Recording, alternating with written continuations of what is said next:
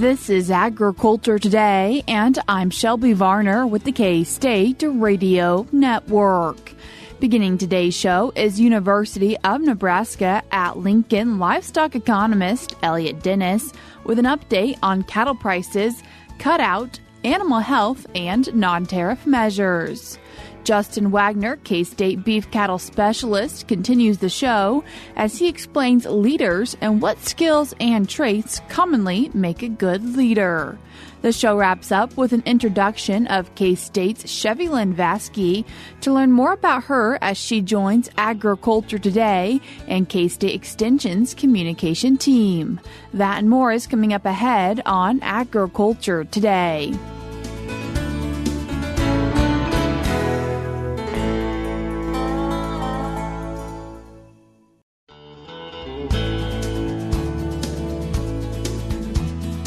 You're tuned in to Agriculture Today, and we start our Monday show with the cattle market update from University of Nebraska-Lincoln livestock economist Elliott Dennis. Elliott, thanks for joining us today.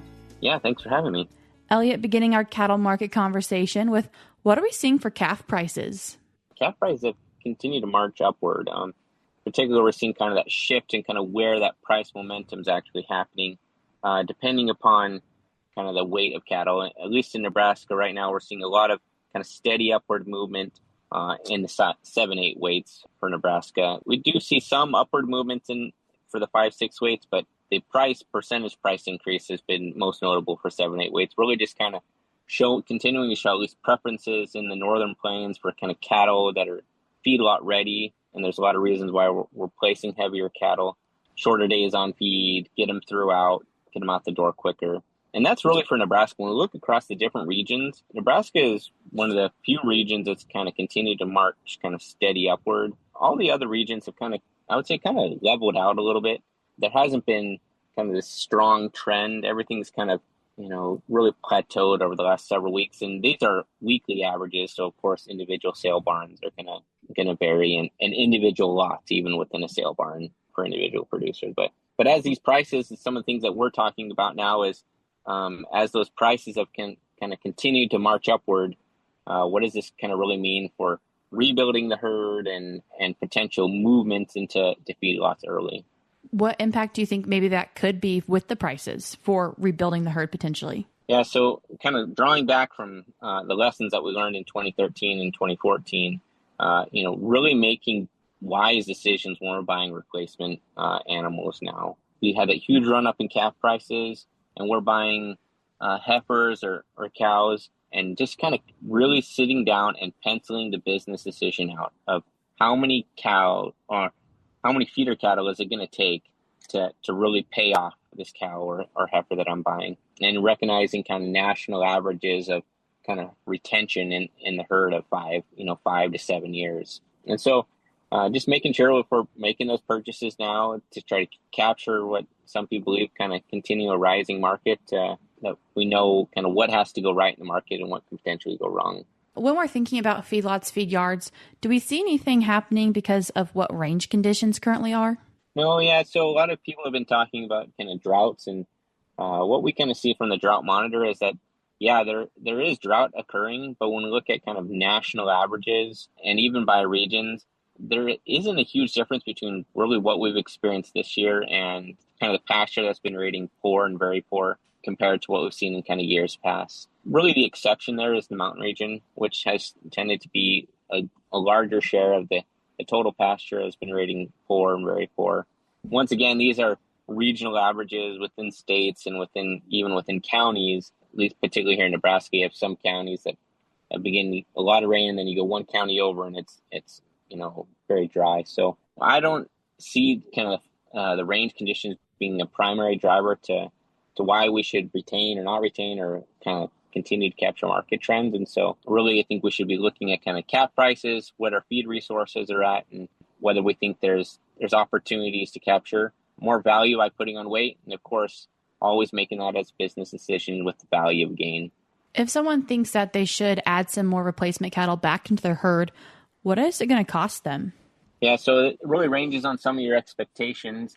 What I would suggest is that if you're interested in that, Nebraska has a heifer replacement cost calculator that you can go in there, and we put kind of some general projections out there. You can go ahead and adjust it by how long you think they're going to be in the herd, where you think price is going to go at. And of course, K-State also has their beef cow replacement cost calculator as well. Really kind of putting out what you think those expectations are, because recognizing that that cow that stays in your herd pays itself off over time with really variable feeder cattle prices. So while we might make the decision to capture, feeder cattle prices now, some of those cows that are being culled today were purchased back in 2014. It took that long to pay them off.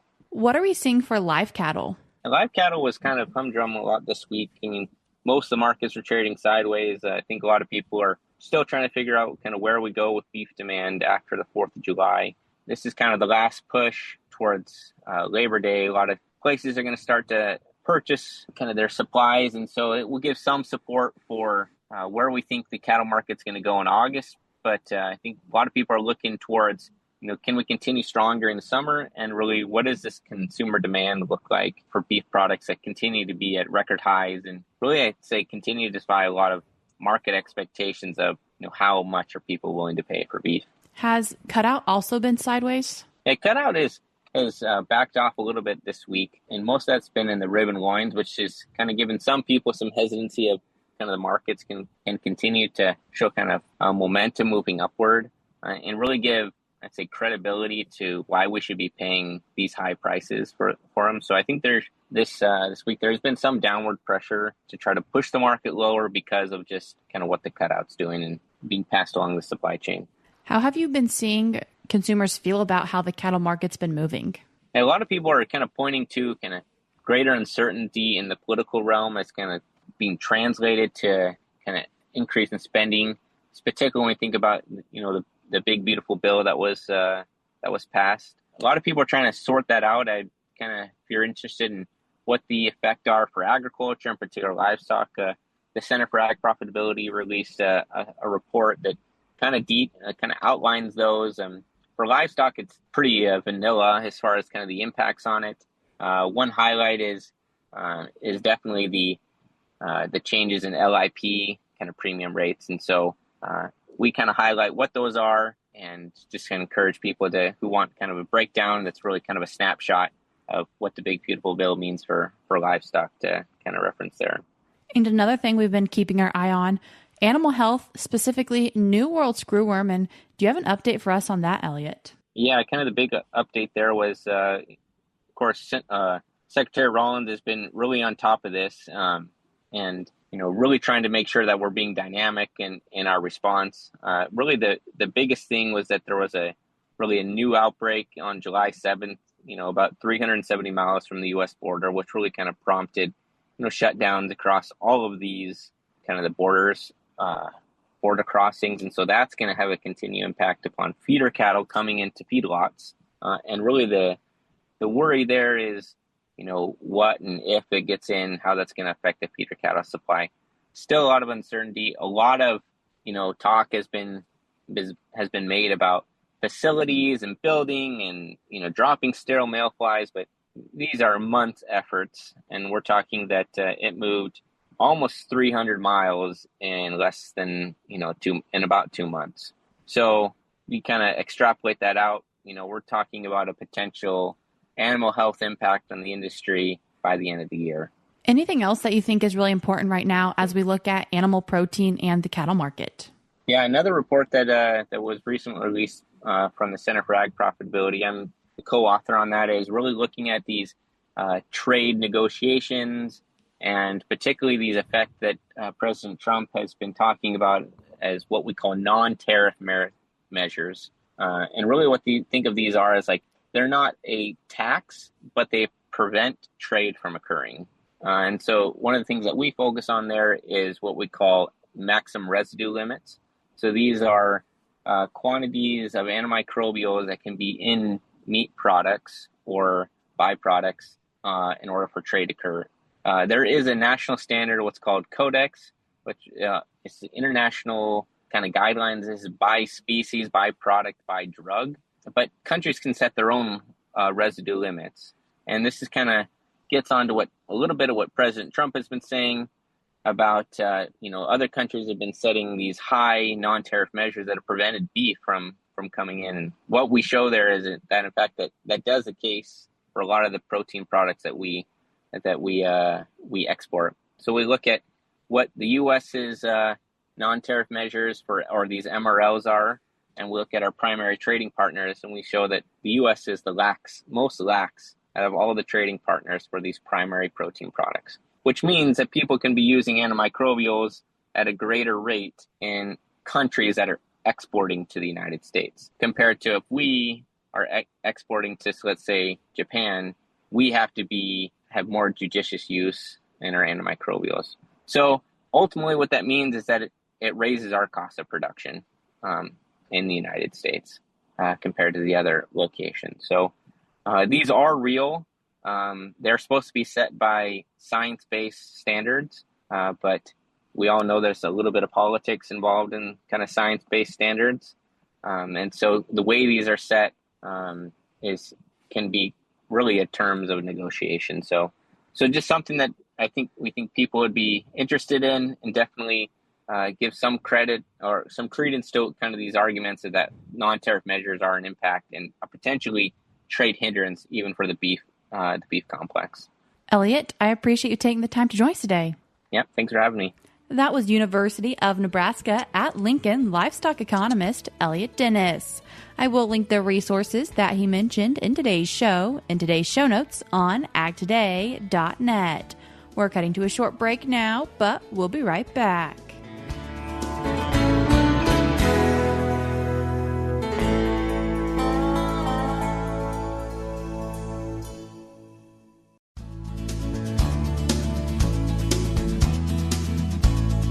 You're tuned in to Agriculture Today, and we continue our show discussing a Management Minute article from K-State Extension beef cattle specialist Justin Waggoner. Justin, thanks for joining us today. Yeah, thanks, Shelby. Justin, your recent article involved leaders and leadership, and what is a leader? Yeah, so I always think it's, always good to kind of orient the management minute topics as a beef cattle specialist, right? Kind of a little out there, a little different. Just something we started a few years ago at Kansas State University, so I chose to continue that. But to answer your question, how do we define leadership? And I think, you can go online. There's a variety of resources out there that talk about leaders, how to be a better, leadership, how to be a better leader. And so I use a very simple definition when it comes to, well, how do you define what a leader is? And so in my mind, a leader has to have a team or a group or some sort of a following, right? And so a long time ago, a pretty wise person gave me a definition of leadership. And he said, if you look behind you and there's no one behind you, you're not a leader. You're just out for a walk. And so I think that gives us a pretty vivid picture, paints certainly a mental picture of what a leader is or what a leader is not, and what the difference is that having that team or that following, that group of individuals that you're responsible for. I think that is really one of the things that defines a leader, right? And then even within leaders, I think it's important to recognize, right? We have to think of formal leaders, right? Within a group, like there's a department head. We also have informal leaders, those that don't necessarily wear the title. And so I think it's always important when we talk about leaders and leadership to recognize that they do come in different types, right? We can have those that have the formal title, but oftentimes within a group of people, there's that informal leader who's very influential, that's very much leading that group of individuals. And whether that's a thought leader or leading them towards a mission or whatever that mean, an objective that's down the road. I think that's an important thing to recognize, is those different types of leaders that are out there. And within your article, there's two metrics that are really specified that could be a good leader or not so great leader. And what are those? So I'd come across a few years ago, Simon Sinek. And for those of you that aren't familiar with, he's got a lot of just great content that's on the web, some short YouTube videos. He's kind of a leadership and business consultant is really what he does. And so he defined leadership and really put two: performance versus trust, right? Those are two important characteristics in a leader. And so he essentially created a graph, if you will. We have two scales. We have performance on one scale and we have trust on another scale. And so you have performance that could be high performance to low performance, and then you have trust from low to high as well. And so if we kind of picture these four quadrants of this performance versus trust graph, those are two things as we start to think about leaders, right? And the ideal leader that we would have out there would be an individual that obviously is high performing, but also is high trust, because in order for that group of individuals or that team to be more engaged, we have to have a high level of trust, right? We have to be able to build out within those individuals. We have to know, do they have my back? Are they going to support me? And so I think that's why trust is, fairly important as we think about that. And so as we think about that ideal leader, right? High performance, high trust, right? But on the other side of the spectrum, we've also got a individual that could be a leader that is very high performing, but low trust. And so in that particular, if you go online, you find some of these resources from Simon Sinek. One of the things you'll see is he defines that person that is essentially low trust, but high performing as a toxic leader. They are all about the mission and objective. They have more of a me attitude and a little bit less of a we attitude. So that's one spectrum of that is probably not what we're looking for in a leader. Okay. On the other side of that ideal leader that's high performing but high trust, that is a leader that really long term is going to keep the objective, whatever that skill is that we're working towards. They have a high degree of ability to perform at a given level, but they can also build trust within that team so that team it elevates the team as well. Okay, so you get a high level of engagement. And just like all things, there's a spectrum, right? And so you can draw on experiences from, data from the military.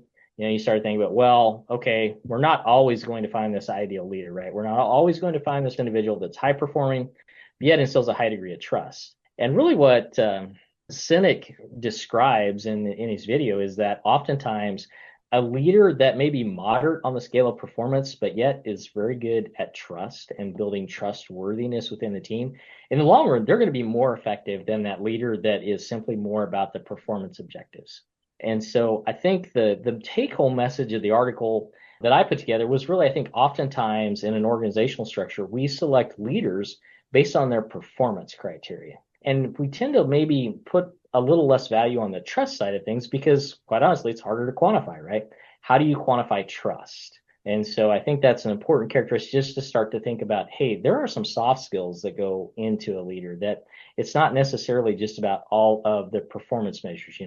Did they meet their sales goals for the month, et cetera? There's lots of ways we can define performance, especially as we get out into the business world. You mentioned a little bit about your own leadership journey. And so what do you find as something or things important to building leadership or building trust? So I think there's a high value on trust, right? And so I like the performance versus trust matrix because I think it really speaks to the fact that there's a lot more to leadership than we often think there is. Some of those are intrinsic. And so, how do we build trust? And so there's an interesting work that was, actually done in psychology in the military fairly recently. It talks about how we build institutional trust really within the context of the military. And so what they came back to, this is the work of Dr. Patrick Sweeney. So if you want to reference that's out there. And he basically came up with 3 C's in terms of building institutional trust. And so it comes down to competency, character, and caring. In a good leader, essentially, we're looking for someone that, has the necessary skills. They've got to be competent in whatever that skill set is. The third part is character. They need to be a good person, right? It kind of speaks to that trustworthiness. Do they have some integrity? Do they have all of those things that we look for? Are they a good person, right? Do they have my back? If I'm a team member, that's something that's going to be important to me. And the third one is caring, right? They have to have empathy. It's not about meeting all of the needs of those people, but, am I going to ask them to do something that I wouldn't do? Exactly. Do I care about my people? I want to look after that we versus me attitude in a leader. And so as we think about building trust, as we think about effective leaders, I think those 3 C's, there's really some things to be glean from those in terms of what's important as we look for leaders, across in the business world, academia, community leaders, et cetera. And I think when you come back to some of those things, those are really some important core criteria, if you will. You mentioned having good soft skills is also important to probably being a good leader. And what are some key ones that you think are really important that you've seen in your career? I think a big one for me is, I'll call it emotional intelligence. I think that's the most appropriate term, right? You got to be able to read people, right? Know where people are at and really kind of ask them questions or things that show that you care, right? Demonstrate that. So I think there's that social and emotional intelligence of really just beginning to understand people. I think the other thing that for myself, as I think about leaders and what's important to me and what I look for in a leader, integrity. That's a big thing. Are they going to do the right thing, even if it hurts them, right? Do the right thing. Who are you when nobody's looking? That's how we define it in the Waggoner household. So I'll share that. Who are you when no one's looking? And we've talked about this before, that we versus me, right? I think in good leaders, it's, we can call it servant leadership. We can loosely define it as the we versus me. It takes a team. If my team is successful, then I'm successful. And I think that's an important criteria as we come back to that I often, when I look at leaders or I start to think about selecting people for leadership roles, those are the kind of things that I'm going to look for. For someone who maybe wants to develop their leadership skills a bit more, what's your recommendation?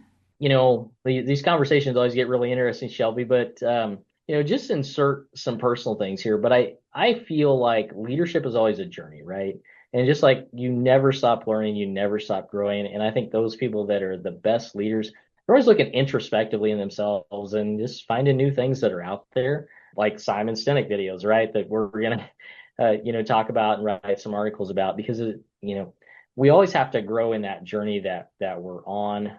For myself, leadership is instilled in some ways very early on. I think we maybe underscore that in our youth programs. 4-H is a great way of building leadership skills and some of the things that we've talked about here. I myself was an Eagle Scout, as well as actively involved in 4-H. So I think those things we can instill early in young people as they go on in their roles. And we oftentimes don't place a lot of value in some of those, but I think it really speaks to the value of some of those early experiences. But I think the biggest part of the leadership journey is just a continuation to learn and put themselves in new environments and new challenges. And you have to have those new experiences. How do you have those difficult conversations with people? So continuing to grow and learn, I think, is a big aspect of leadership, is what I would say.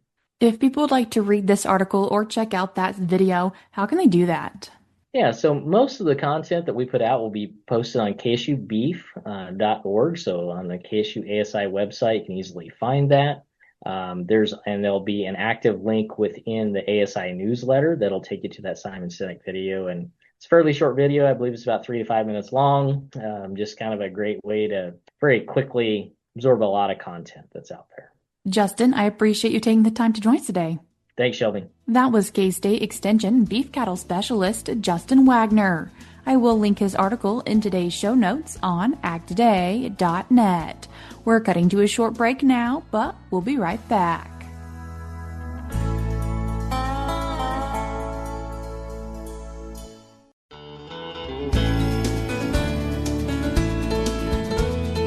You're tuned back into Agriculture Today, and we conclude our Monday show talking with someone who's an addition to the K-State Extension and Agriculture Today team, Chevy-Lynn Vaske. Chevy-Lynn, thanks for joining us today. Excited to be here, Shelby. Chevy-Lynn, as you've joined Agriculture Today, you're also working with the Communication Solutions team here at K-State. What all are you doing? It's hard to pinpoint exactly what I'm doing. This is my second week, so still trying to figure out exactly what all it entails. But essentially, I'll be split between audio and visual, writing and marketing. So you'll probably be hearing and seeing some of my work all across Extension stuff. Do you have some past involvement in agriculture? Yeah, so I'm originally from Glencoe, Kentucky, which is a small town in the northern Kentucky region. My family and I raised commercial cattle, and so I grew up on that cow-calf farm, and then was very involved in 4-H and FFA. And lately I've been thinking a lot about how that's kind of impacted where I'm at now. My mom got me very involved in livestock, and it wasn't even just that. It was livestock, arts and crafts, cooking, baking, sewing, you name it, I did it.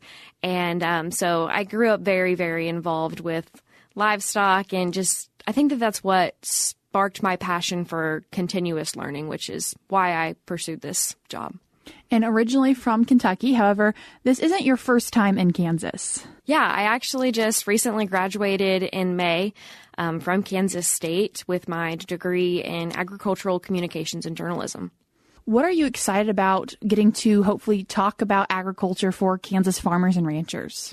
Yeah, as I had previously mentioned, was really excited to come here and work in extension just because I'm so passionate about serving producers. And that comes from my cow-calf operation and just kind of seeing my family. I grew up very close to extension, and seeing what all it could do for my family made me very passionate about getting out there and learning a lot and just helping everybody that I can. I think the best thing about extension is it's so much bigger than yourself. And as you spent a couple years in Kansas, what portions of agriculture are you excited to learn about in this state? So I definitely am excited about my opportunity to work with the Beef Cattle Institute, specifically just because I'm already kind of familiar with that. But outside of that realm, I'm not super familiar with a whole lot of crops, and so getting to learn about that is going to be something that's definitely going to be eye-opening for me because I'm kind of starting at ground zero for my knowledge, so excited to meet with producers about that. Chevy-Lynn, you've mentioned that kind of cattle is where you specialize more in. What's your favorite breed and why? Well, the first time I was ever allowed to show cattle, I had a Hereford steer, and his name was Chandler, and I think that was the moment that I really realized, my parents were like, I guess my mom was like, she's not going to show Angus or anything with a crazy temperament or the chance to have a crazy temperament. It's got to be docile. So that was the first time I ever got to show. And from then on, I've just been so passionate about Hereford cattle in that aspect. But like I said, east of the Mississippi, pretty much everybody runs black-hided cattle, so that's what my family has. But we have a couple Herefords that I've, I guess, convinced my dad to keep around. Did you have some other livestock growing up as well? So, yeah, I actually showed all species of livestock. For a while, my family raised boar goats, and it's funny because we're kind of a funny farm. I felt like I had goats, pigs, dairy cattle, beef steers. And one thing that a lot of people probably wouldn't anticipate, I also showed poultry and rabbits, and we have a country ham project. So I did that too. Chevy-Lynn, I appreciate you taking the time to join us, and we're excited to have you here with Agriculture Today. Thanks for having me, Shelby. That was Chevy-Lynn Vaske, and she'll be joining me on Agriculture Today sometimes, as well as joining K-State Extension's communications team. I would like to thank all of our listeners for continuing to support this show. If you missed part of today's show or want to go back and check out previous shows, as always, you can go online to agtoday.net or just search for Agriculture Today on your favorite podcast platform. That's all we have for you today on Agriculture Today, but we'll be back with more for you tomorrow.